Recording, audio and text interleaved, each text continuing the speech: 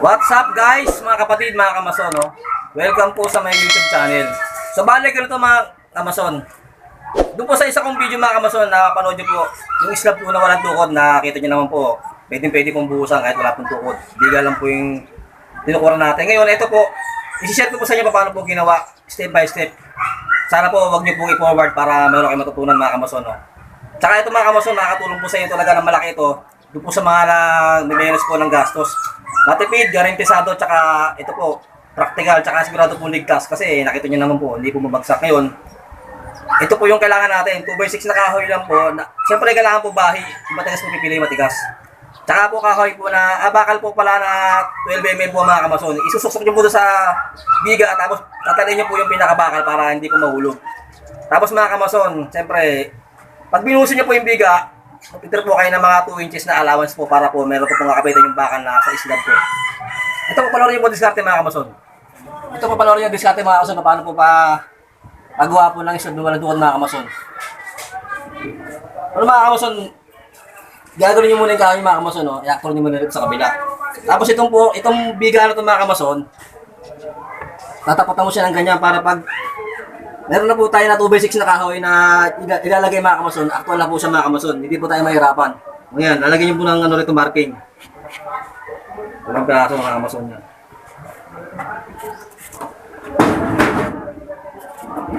Kasi mga kamason, pabarunahan po natin para mapasok po yung bakal mga kamason.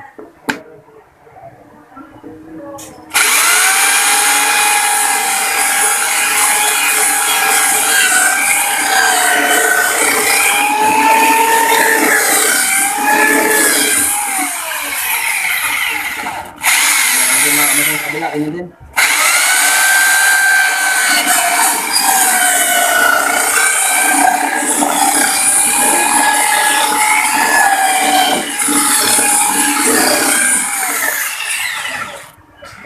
Ini natin para di malaglag.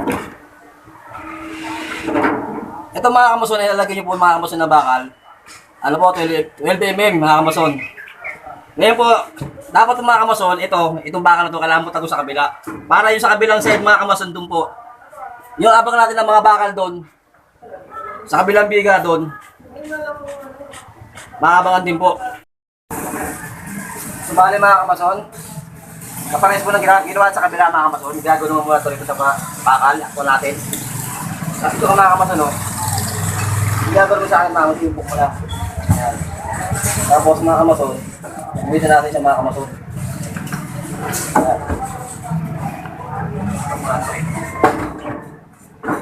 Mga kamason, magpatasan natin.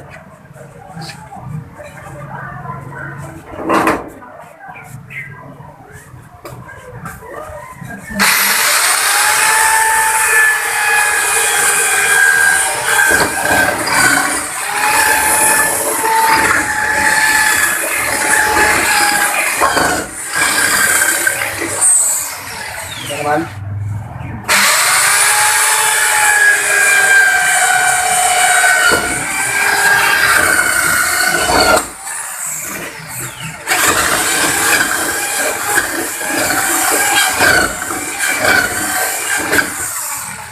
Bali mga kamason, di ba? Tapos na natin to yung dalawang biga, ito sa gitna at saka ito sa gilid. Butas na tayo, di ba? Ngayon ito mga kamason, yung kabilang gilid. Ang lalagay po natin na bakal mga kamason, digis. Ayan, ito po.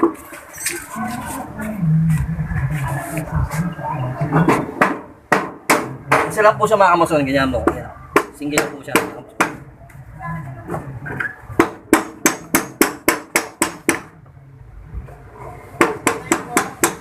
Mas mga kamason, kailangan, ang allowance niya mula rin sa forma 4 lang mga kamason para pag nilagyan natin yung 2x4 natin, hindi tayo mahirapan. Ayan mga kamason. Ito mga kamason sa kabila.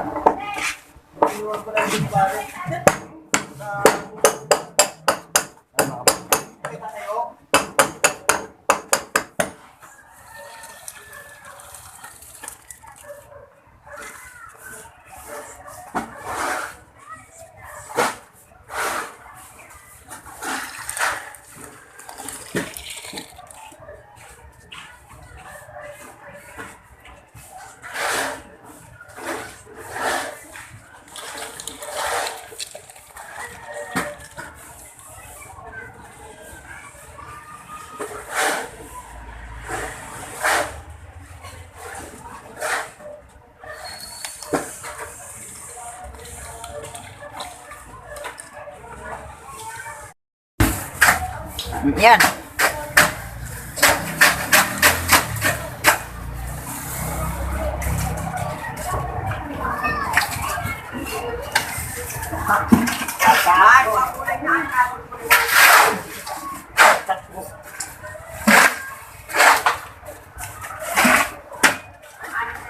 Mabuti lang kung bando ka agad.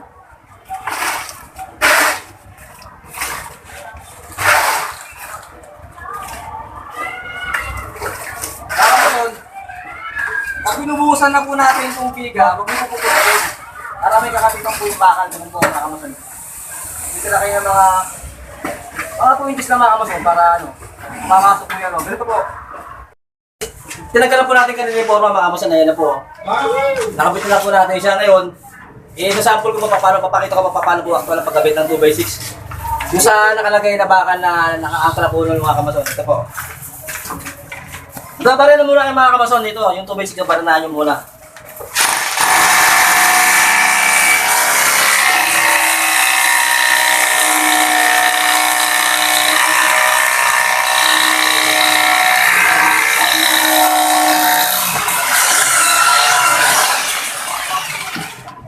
Yung kakaso po yung kabili po na digis po mga kamason, nilalagay po natin dito. Pero puputasan ko muli sa kabila mga kamason.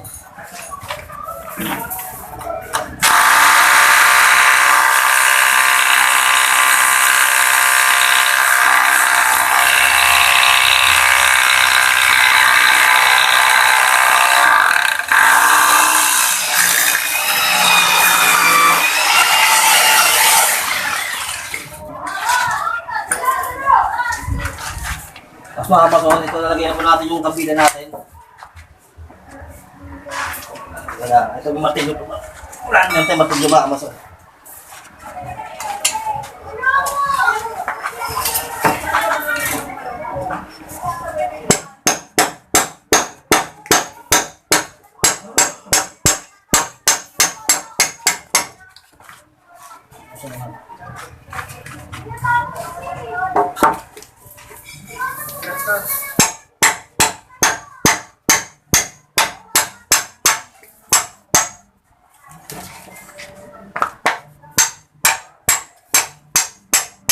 Ako na gitna. Kasama. Okay. Wait. Saan pa ko natin sa baka muna.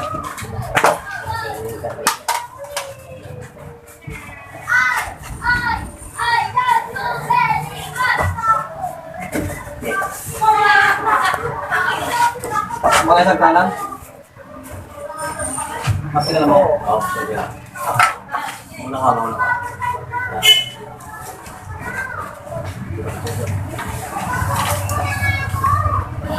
Yan. So, ganyan lang po simple mga kamason, no? Pag po na nandiyan lang po mga kamason, natali po natin ng alambre. Kabilaan po, bali apat po yan, no? So, ganyan lang po mga kamason. Ngayon po, natali niya po ng alambre. Ito po, no? Nakompleto na po yung 2x6 natin. Ngayon mga kamason, ito po yung bakal po ng kabila, kailangan po nakatali po ito mga kamason. Lahat po yan, nakatali po yan hanggang doon po. Ngayon, kapitan po natin yung 2x3 natin, yung pamukuha ng ilalagay natin na forma sa stop. Didikit nyo po rin sa biga. Dikit. Asa pa ko yung tres sa gitna mga kamason. Press.